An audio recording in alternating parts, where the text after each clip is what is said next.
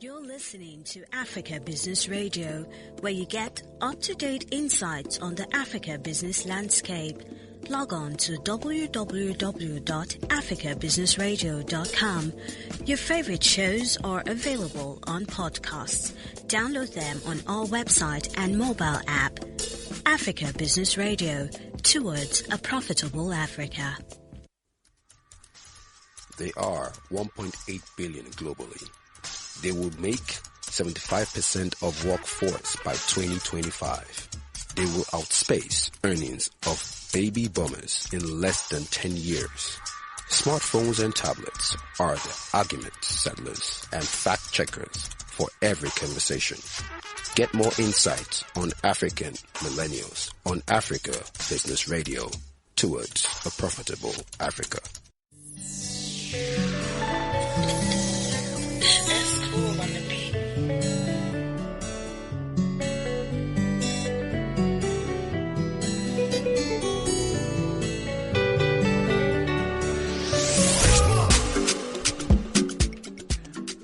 Alright guys, how we doing? I'm sure Friday is kicking so good. I mean, how has the week been?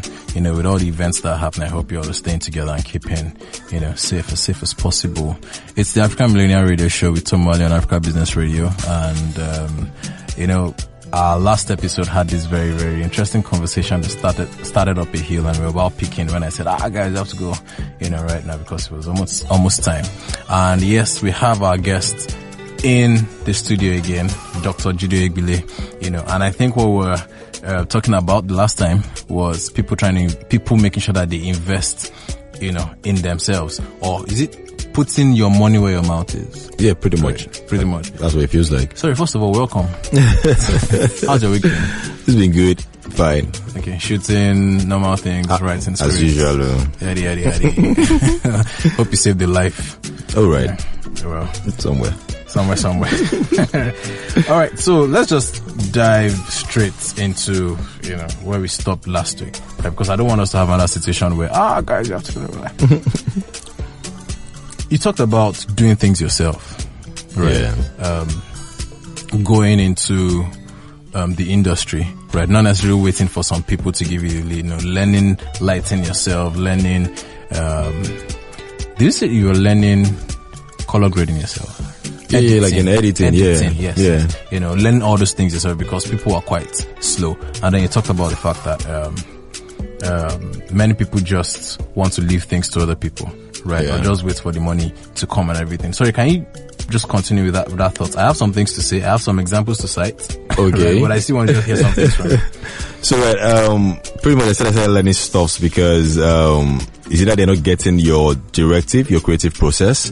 And, of course, with Nollywood, the pay is not usually what it should feel like. So a lot of people feel that they're just compelled to do it. And doing that way, you will not sense the spice in the product at the end of the day. And when we're talking about investing in yourself, I mean, I would say as an actor, I commenced my acting career in Nollywood, right. Lagos, April 2018. And you've gone this far. Yes. Wow. And I can only say the things that have worked for me. Mm-hmm. And it starts from me investing in myself. The moment I came to Lagos, April 2018, for Nollywood, I had already produced my own short film where I played lead. Not one, a couple of short films. I had made mistakes. I think you did some things with Mr. Tunes at some point. Yeah, Mr. Tunes Patoma, yeah.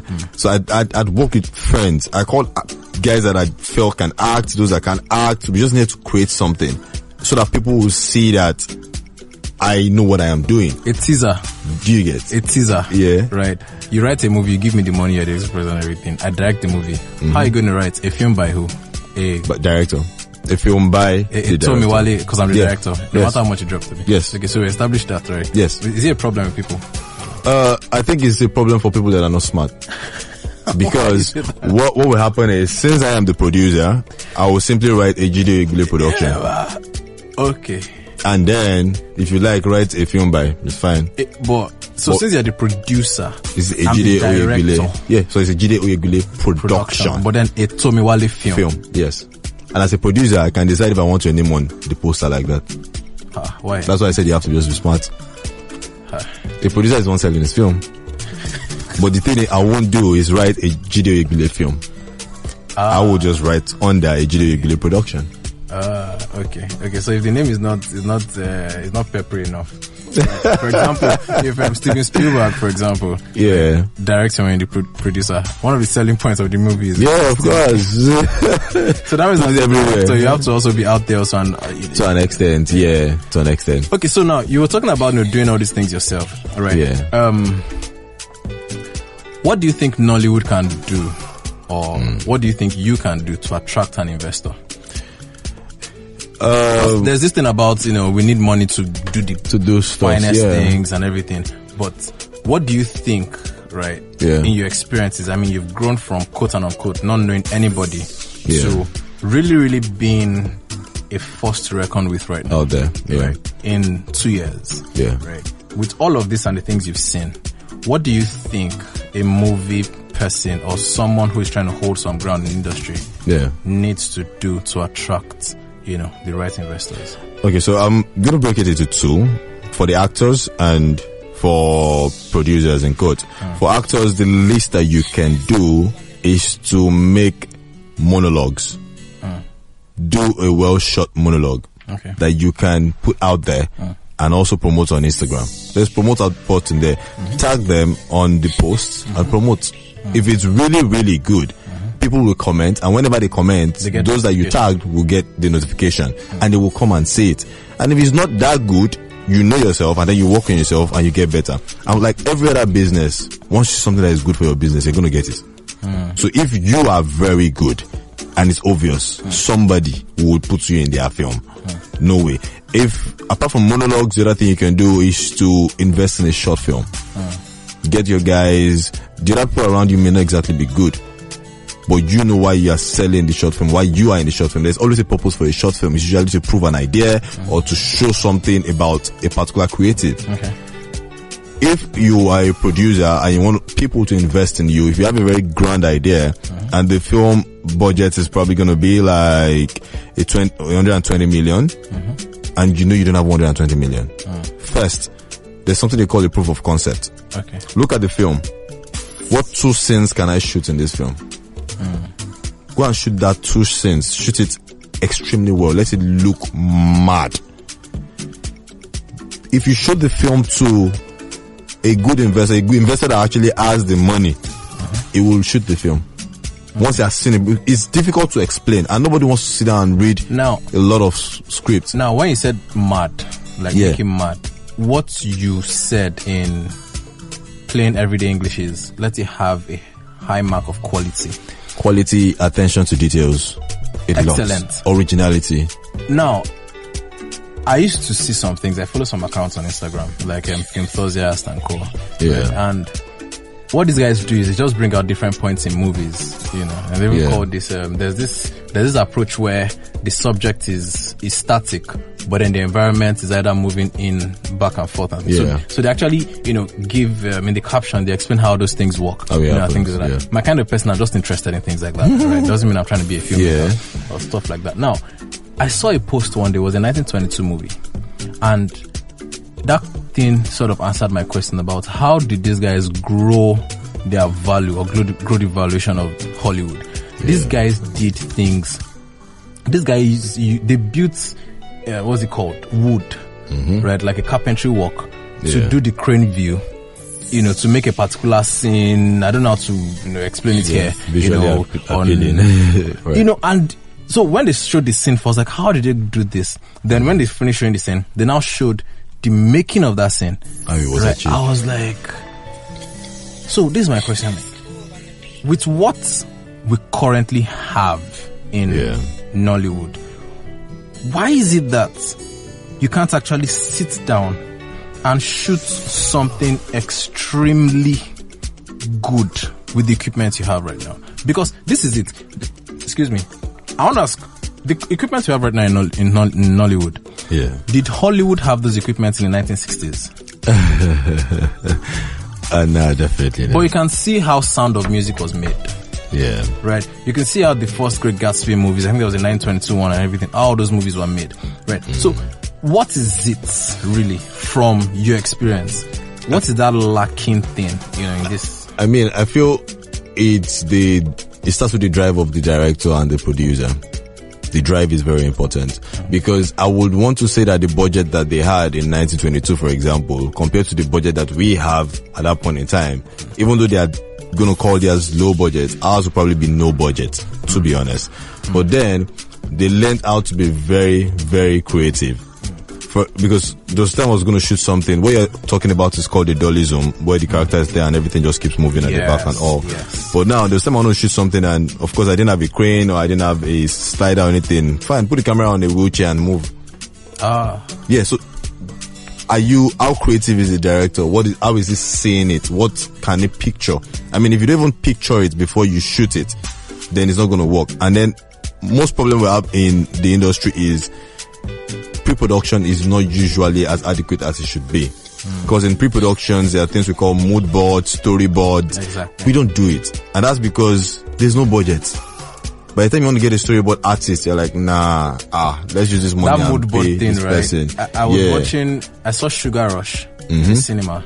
At some point, I was on my knees laughing. The movie was that funny to me, right? Yeah. And then I noticed some things in some scenes in Sugar Rush where the color of what the characters are wearing complemented, the background complemented. So I asked someone who I think she was part of the crew, I said, you guys had mood boards for this of it? Yeah. She said yes. I was like, Mood board, color palette, and I trust Kemi Adetiba. Kemi Adetiba is my good friend and a very good director. Oh, he did that movie, yeah? Yeah, Kemi Adetiba directed it for Jide JBlaze. Yes. It was a brilliant film. And that's attention to details. That's when we get better. You already have a color palette. On this film set, these are our colors. It shouldn't go beyond this.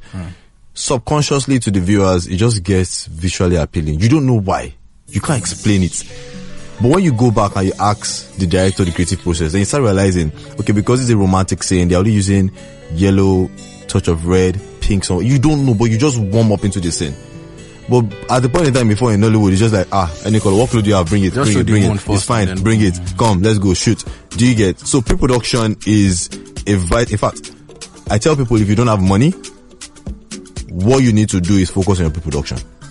Because that's where you're going to save yourself a lot of problems. Pre-production is key. Break down the film, how you're going to shoot it, do location recce. People don't do location recce nowadays. Location recce means you go to the location you want to shoot. Look at it physically. Sometimes you have to take do camera rehearsals and see how you want to achieve some shots. But because you don't do it, you now get on set, everything now becomes, gun and shoot. Let's go. Just shoot here, shoot here, shoot here, and shoot here. And then we now shoot feature-length films for about 4 days. What can instill that discipline? Because, I mean, I don't know. I'm sorry. It looks like I'm putting you on some hot seat. No, it's fine. Right now. From what you're saying about, the pre-production part and everything, what I was hearing is you have to study well, read well before you go into the lab to do the practicals. Yeah, medicine. that's fine. Yes. Right. So, in movies now, you have to do all those things.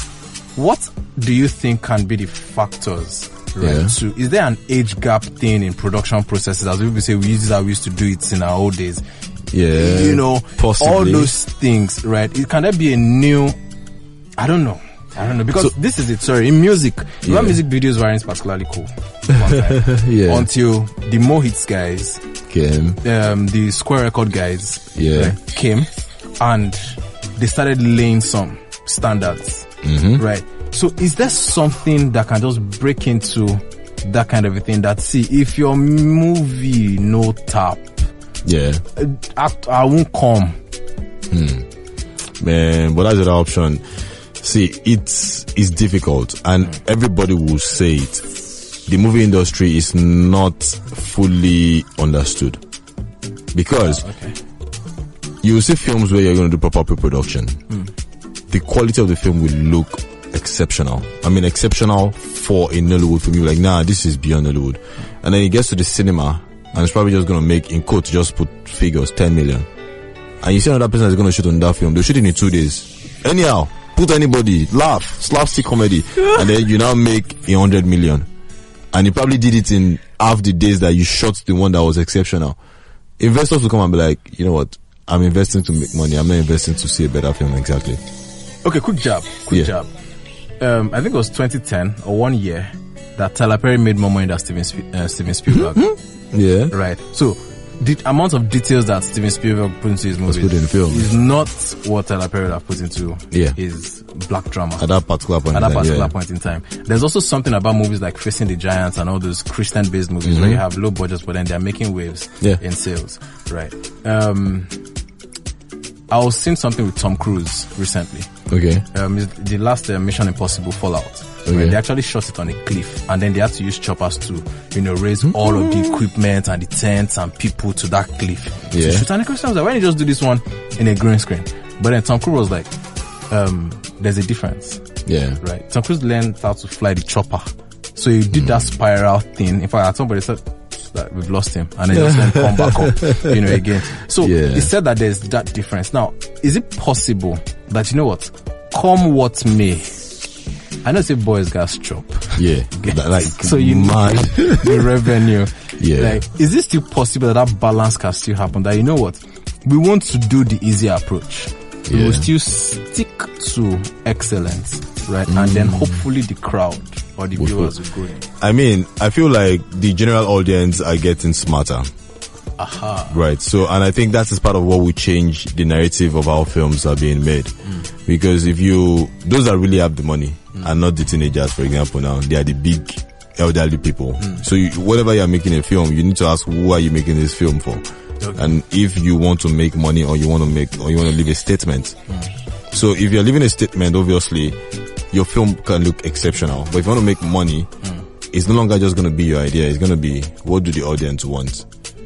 So even if you see somebody that is really good, if the audience does not want the person and this person will not bring in that money, then there's trouble. And that's why they keep asking, when you name an actor, is the actor bankable?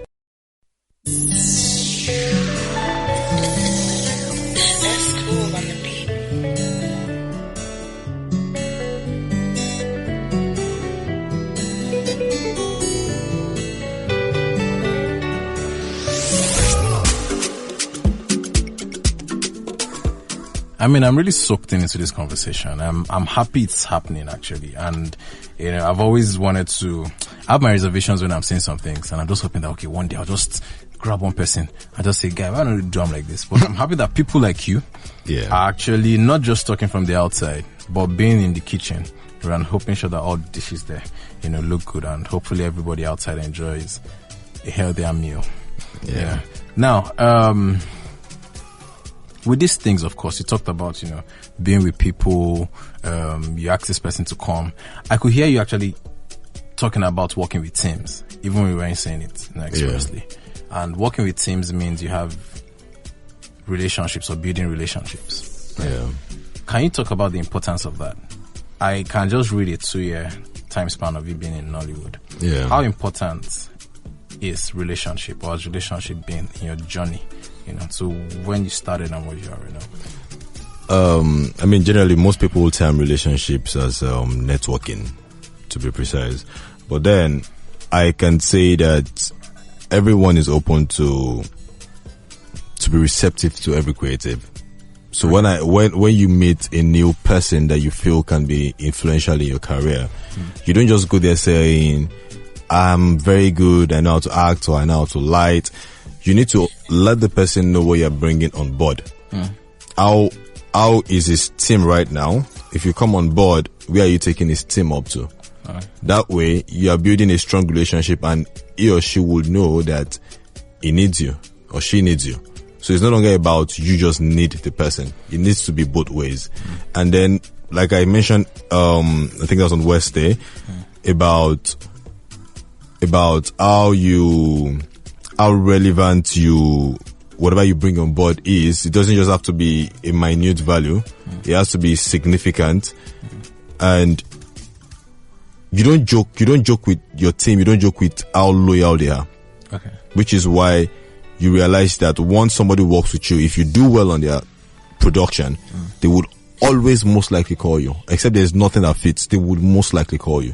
And that's how relationship works. There are a couple of people I've worked with, even before I became what I am today, that till the next 5-10 years, they will keep calling me. I am certain. And it's not just because I am better than every other person out there, but it's because I'm going to give them peace of mind. Okay. And they are relaxed with that situation. And as much as they call me for their jobs, it's not going to change their value negatively. It can only go positively. So that loyalty is key.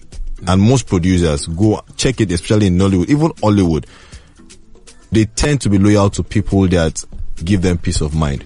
Like Quentin Tarantino is to Leonardo DiCaprio. Well, but because I see a lot of young actors complaining, why is it that this producer is always using this person? Or God, before they started using the person, where was the person? What did the person do before they started using the person? And then they keep telling people, network amidst yourself. Don't necessarily network up there, because those around you are the ones that will get up there. And because you didn't network with them, when they get up there, they don't know you. And you start feeling like, this guy we will know before. He don't know you because you know help him. It's true. You know did it that time. So most of my friends, because when I came to Lagos, there was this Accelerate thing. I was among top 20 Accelerate filmmakers. I pretty much worked with everybody in that team. Most of them were not big yet, but now their names are everywhere. Amasamis has won AMVCA, Bola Akambi has won AMVCA, and these are my guys. And as of then, they are not yet there. But if they're going to make a film in the next 2 years or next year, I'm on their radar because I've always been there with them. So network amidst yourselves and not necessarily saying, I have to network with Kunle Afolayan. You have to network with this. These guys are there, but it's more important to network amidst yourself so that loyalty is there and that relationship is strong. So like being a tribe, actually, for pretty much for the next one. So we say that it's important. So which is more important, focusing on building your tribe or being everybody's tribe? You know what I'm saying? See, I think you need to focus on building your tribe and also bringing value to any production that you're on. So even if you're not on their own network, because you bring value to their own production, they will still call you. I mean, that is awesome. Now, of course, there will be opinions of people right, in this journey. How do you handle that?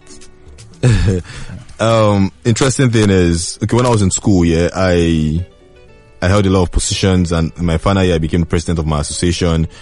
And when I came out, the techniques I've always used there is what I use in the creative industry, because every single creative are usually very, very, very sensitive, especially with whatever their opinion is. So if a light guy tells you, or a gaffer says, I want to put this light here and it's from the window.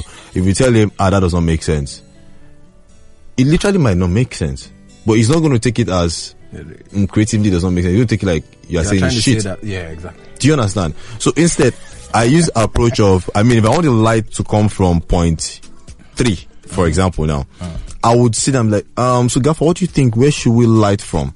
So if he says, what about 1 or 4? I'm like, that's really, really nice. Look at 3 safe now. 3 is not bad. You now look at it like, I said, look at it very well. I will make it feel like it's your idea. And then you end up saying, yes, let's try 3. Let's try 3. You think it's your idea, but it's actually my idea. So that way, we are not going to fight at all. We'll just keep moving. So I'll tell you, the editor, what's going on? You like this sound, Abby? The sound not too, so maybe just add like 2 kicks. The kicks not there before. Maybe just like 2 kicks. Yeah, add it. It's your idea. But eventually it's a collective thing. And pretty much that's what the director does on the team. The director doesn't have to be the most intelligent person, but he needs to be able to know how to connect everybody on the team for a particular goal. I mean, that's now the eventual picture for you. Right. The eventual picture for you is what? Just give it a shot. I know it could be wide, but just say a part of it, whatever comes to your mind. Everybody's landing in mass now. I know you want to shoot a feature film there, but then what's the eventual? To be honest, I think it changed all the time, but the last I can remember was I felt like at a point in time I would want to have a whole city that would just be a movie city. Meaning you're coming to Lagos and everything in Lagos is redemption camp for movies. Yeah, do you understand? Like it's a movie city. You can shoot everywhere. Do you understand what I'm trying to say? Because that's what Tyler Perry is doing. He built a whole city for film. So yes, let's do it. Let's make it happen. Do you get? But I don't feel there's possible. It's possible. Bad. Because at the point I feel like the way to go about it is just go and meet one of these kings. They have vast land. Look, we're going to develop this community by bringing this here and the rest. But man, it's not easy. No, of course not. I believe once the picture is there. Right? These things, the universe just has a way of just pulling, things you've imagined back to yourself. So you heard it first on the African Millennial radio show that Jide Oyegbile is going to build a music a movie city. Yeah. Right. So that when it happens, city or city or city. So when it happens, please, right, please make a reference to this show this day at 2:19 p.m. On the coastal city of West Africa, Lagos, on 7 Milverton. It was said that, and it's going to happen. I believe it's going to happen actually, because Amen. The resources here is really big, and all you just need to do is change in policy. Yeah, right? And so many things just kick from there. Change the policy. They started saying, okay, radio stations can start being independent. Right. Yeah. And then they now also said policy that it has to be 70% indigenous music. I'm talking 94, 95. So that puts pressure, right, on the people here to start. So that was what made Kenny. But that's really good. You understand? So policy can actually change, and then you never can tell. They can just say that if you're buying land in a particular area and it's not for the entertainment industry, they're not going to approve it. Yeah, if you're not going to allow them to use it for film, and then so you can actually just raise money, and then the dream is happening. Can happen in less than 10. Can happen this decade. All right, thank you very much for being on the African Millennial Radio Show, Jide Oyegbile. Really, really appreciate the time. Yes. Right, I'm Dr. Jide Oyegbile. Jide Oyegbile, Dr. Jide Oyegbile, filmmaker Jide Oyegbile, teacher Jide Oyegbile, my producer Mickey Jagger. All right, thank you very much, and don't forget, guys, to go on africabusinessradio.com to listen to past editions. You can also search the African Millennials on podcast, Spotify podcast, and Google podcast to listen to past editions of the African Millennial Radio Show. Right, it's Tomi Wale, and I gotta say, guys, if you're gonna drink tonight, don't drive. Stay safe as much as possible, right? And don't forget to enjoy the wonderful weekend. Have a wonderful evening. Bye for now.